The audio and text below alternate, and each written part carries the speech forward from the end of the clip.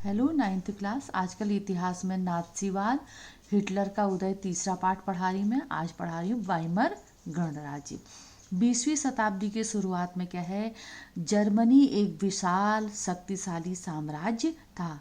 उसने ध्रुवीय राष्ट्रों का संघ बनाकर इंग्लैंड, फ्रांस और रूस के साथ युद्ध किया था। कब किया था? 1914 में प्रथम विश्व युद्ध इसने किया था, जर्मनी ने इंग्लैंड फ्रांस के साथ। लेकिन क्या है, 1917 में जब अमेरिका ने मित्र राष्ट्रों की सहायता के लिए विश्व युद्ध में कूद पड़ा तो साम्राज्यवादी जर्मनी को प्रथम विश्व युद्ध में उसकी हार हुई।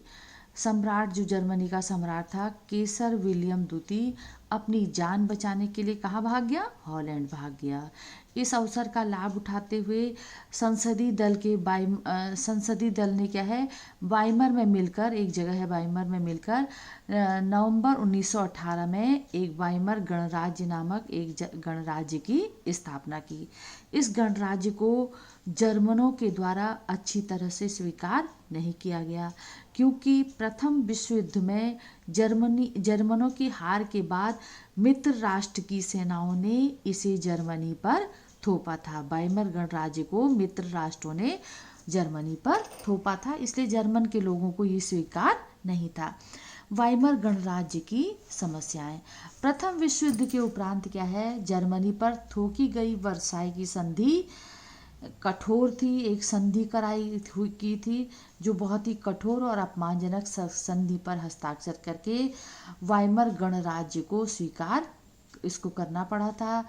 इसलिए क्या है, बहुत से जर्मनों ने न केवल प्रथम विश्व युद्ध की हार के लिए वर्साई में हुए अपमान के लिए वाइमर गणराज्य को जिम्मेदार मानते थे, बल्कि वर्साई की संधि के द्वारा जर्मनी पर लगाए गए 6 अरब पाउंड के जुर्माने को चुकाने में वाइमर गणराज्य असमर्थ हो गया था। जो मित्र राष्ट्रों ने क्या है, जर्मनी को युद्ध के लिए जिम्मेदार ठहराते हुए कितना जुर्माना लगा दिया था, उस पर 6 अरब पाउंड का जुर्माना लगा दिया था। जर्मनी के सार्वजनिक जीवन में क्या है, आक्रामक फौजी का प्रचार और राष्ट्रीय सम्मान और प्रतिष्ठा की चाह रखने वालों के सामने वाइमर गणराज्य के लोकतांत्रिक जो विचार थे वो गौण हो गए, उनको उतना महत्व नहीं दिया गया। इसलिए वाइमर गणराज्य के समक्ष अस्तित्व को बचाए रखने का संकट उपस्थित हो गया।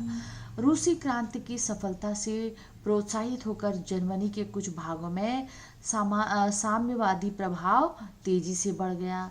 वाइमर गणराज्य के द्वारा क्या है, 1923 में हर्जाना चुकाने से इनकार करने पर फ्रांस ने क्या किया, जर्मनी के प्रमुख औद्योगिक क्षेत्र रूर पर कब्जा कर लिया, जिसके कारण वाइमर गणराज्य की प्रतिष्ठा को बहुत ठेस पहुंची और 1929 की विश्वव्यापी आर्थिक मंदी के कारण जर्मनी में महंगाई बहुत अधिक बढ़ गई। वाइमर गणराज्य मूल्य वृद्धि पर नियंत्रण लगाने में असफल रहा।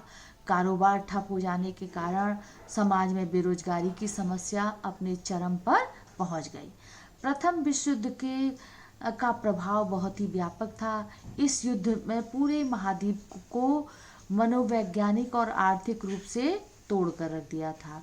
पुराने साम्राज्य के द्वारा किए गए अपराधों का हर्जाना नवजात वाइमर गणराज्य से वसूला जा रहा था। जो अपराध वाइमर गणराज्य ने नहीं किया था वो उनका हर्जाना उसको चुकाना पड़ रहा था।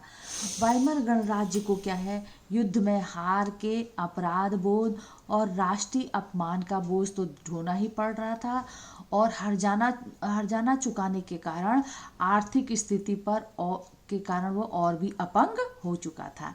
वाइमर गणराज्य के समर्थकों में मुख्य रूप से समाजवादी, कैथोलिक और डेमोक्रेटिक गुट के लोग थे।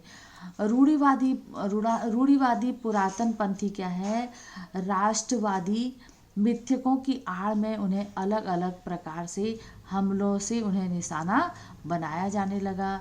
नवंबर के अपराधी कहकर उनका सार्वजनिक जीवन में मजाक उड़ाया जाने लगा। उस समय क्या है, लोकतंत्र एक नया और बहुत ही नाजुक विचार था, जो 2 महायुद्धों के बीच पूरे यूरोप में फैली अस्थिरता का सामना नहीं कर सकता था। और वाइमर संविधान में कुछ ऐसी कमियां थी जिसके कारण गणराज्य कभी भी अस्थिरता और तानाशाही का शिकार बन सकता था। बच्चों, ये प्रश्न है, इसका उत्तर इसी में से छांट के लिखना। वाइमर गणराज्य के सामने क्या क्या समस्याएं थी।